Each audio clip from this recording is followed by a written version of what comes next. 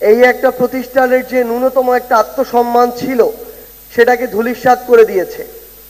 এখন এই জায়গায় একটা পার্থক্য গড়ে দিতে পারে বাংলাদেশ সেনাবাহিনী। 5ই অগস্টে যদি বাংলাদেশ সেনাবাহিনী চায় আরো 20,000 মানুষকে খুন করে এই অভ্যুত্থানকে রহিত করতে পারে, আবার সেনাবাহিনী যদি চায় একটা গুলি না চালিয়ে জনগণের মতো কাজ করতে দিবে এবং জনগণ খুনি হাসিনাকে উৎখাত করবে। তো বাংলাদেশ সেনাবাহিনী সেদিন ওই একটা যে প্রতিষ্ঠান, ইনস্টিটিউশন যে বাংলাদেশ সেনাবাহিনী, সেটার আত্মমর্যাদাকে ধরে রাখার যে সর্বশেষ যে চেষ্টা, গার্ডস নিয়ে সেই চেষ্টাটি করেছিল বলেই সেদিন সেনাবাহিনীর ওই রাইফেল থেকে গুলি চলেনি। বাংলাদেশের জনগণ ঐক্যবদ্ধভাবে খুনি হাসিনাকে উৎখাত করেছে। খুনি হাসিনা দেশ ছেড়ে পালিয়েছে। তো আজকে যখন আমরা এই একটি প্রোগ্রামে আসার পূর্বে আমরা ভাবছিলাম যে আমরা আমাদের সেই যোদ্ধাদের সাথে আবারও আজকে একত্রিত হতে যাচ্ছি, যেই যোদ্ধারা শুধু বাংলাদেশের ভোটার নয়, বরং যাদের সেই ট্রেনিংটি রয়েছে, যখন প্রয়োজন হবে তারা রাজপথে আমাদের সাথে কাঁধে কাঁধ মিলিয়ে সামনের সারিতে থেকে লড়াই করবে। আবার যখন প্রয়োজন হবে তখন দেশের সার্বভৌমত্বের দিকে যদি কোনো শকুন নজর দেয়, সেই শকুনদের চোখ উপড়ে ফেলবে। আমরা আজকে আপনাদের সামনে আমরা কি করতে চাই সেটি তুলে ধরতে এসেছি। আমরা আপনাদের থেকে কি চাই সেটি বলতে এসেছি। আমরা আমাদের জায়গা থেকে স্পষ্ট মনে করি যে বাংলাদেশের প্রত্যেকটি গ্রামে, প্রত্যেকটি ইউনিয়নে, প্রত্যেকটি উপজেলায় বাংলাদেশের সশস্ত্র বাহিনীর একজন সৈনিক হোক, একজন অফিসার হোক, তাদের পরিবারের অন্যরকম একটা সম্মান থাকে।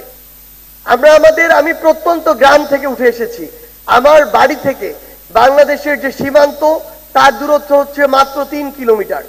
আমরা সেই জায়গায় দেখেছি আমাদের গ্রামে একজন সার্ভিক কিংবা অবসরপ্রাপ্ত সৈনিকেরও কতটা সম্মান থাকে। আমরা আমাদের জায়গা থেকে মনে করি আপনারা এই সশস্ত্র বাহিনীর বিভিন্ন জায়গায় যে দায়িত্ব পালন করেছেন, আপনাদের ভিতরে যে ন্যায় নিষ্ঠা, যে দেশপ্রেম, যে ডিগনিটি, যে শৃঙ্খলা, এগুলো এখন সময় এসেছে ঘরে বসে না থেকে বাংলাদেশের প্রত্যেকটি গ্রামে গ্রামে ছড়িয়ে দিতে হবে। আপনারা যখন আপনাদের এই অবসরের পরে ঘরে চলে যান, পরিবারের সাথে সময় কাটান, তখন সবচেয়ে বড় যে সমস্যাটি হয় যে আপনাদের যে তুলনামূলক অযোগ্য মানুষগুলো অর্থকে সামনে রেখে, ক্ষমতার অপব্যবহারকে সামনে রেখে, চাঁদাবাজিকে সামনে রেখে, দখলদারিত্বকে সামনে রেখে ওই এলাকাগুলোতে রাজনীতি করে এবং আপনাদেরকে বছরের পর বছর, দিনের পর দিন তাদের নেতৃত্ব মেনে এই ভোগান্তিগুলোর মধ্য দিয়ে যেতে হয়। কিন্তু এখন সময় এসেছে, আর ঘরে বসে থাকার আর সময় নাই। আপনারা এখন আপনাদের জায়গা থেকে আপনাদের ওয়ার্ডে, ইউনিয়নে, উপজেলায়, জেলায় আপনাদের দায়িত্ব নিতে হবে আগামীর বাংলাদেশে ওই ন্যায়, নীতি, নিষ্ঠা, দেশপ্রেমকে সামনে রেখে আপনারা আগামীর বাংলাদেশে নিজের জায়গায় ফিরে গিয়ে হয় একজন চেয়ারম্যান হয়ে উঠুন, একজন মেয়র হয়ে উঠুন, একজন কাউন্সিলর হয়ে উঠুন, একজন এমপি মন্ত্রী হয়ে উঠুন। আমরা আমাদের জায়গা থেকে আপনাদেরকে অনুরোধ করছি, আজ থেকে শুরু করে আপনারা নিজের এলাকায় গিয়ে যার যতটুকু মনে হয়, যতটুকু কর্মযজ্ঞে আপনারা কাজ করতে পারবেন, ততটুকু জায়গায় আপনারা কাজ করা শুরু করুন।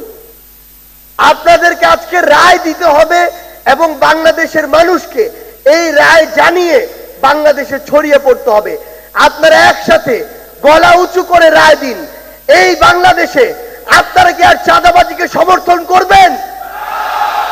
আপনারা কি আর দখলদারিত্বকে সমর্থন করবেন?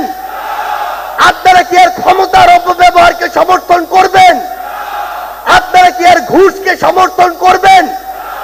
আপনারা কি আর সুপারিশের মাধ্যমে অযোগ্য মানুষের চাকরিকে সমর্থন করবেন?